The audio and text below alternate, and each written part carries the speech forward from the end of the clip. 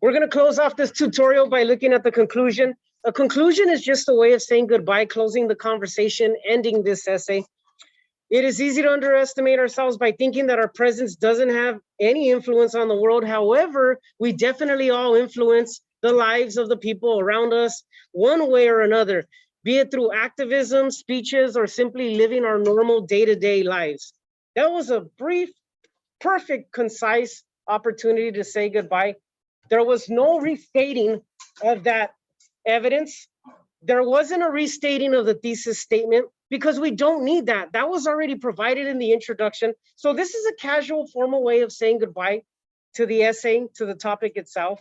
I always encourage my students to be reflective or to provide a forecast or some type of deep reflection as they close their essay. But this suffices. We say goodbye. We don't introduce new information. I know traditionally that some teachers may, by default, teach to restate because that's the easiest way to teach one class of 40 students.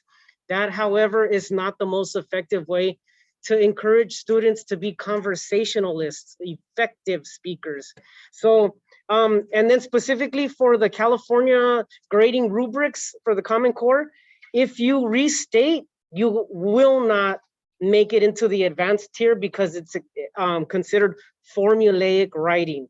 With that being said, this was a great brief opportunity to just close out the conversation. And remember, the introduction should be as brief too. It's just briefly saying, hey, this is what we're going to talk about. And the conclusion briefly says goodbye. I hope you enjoyed this tutorial.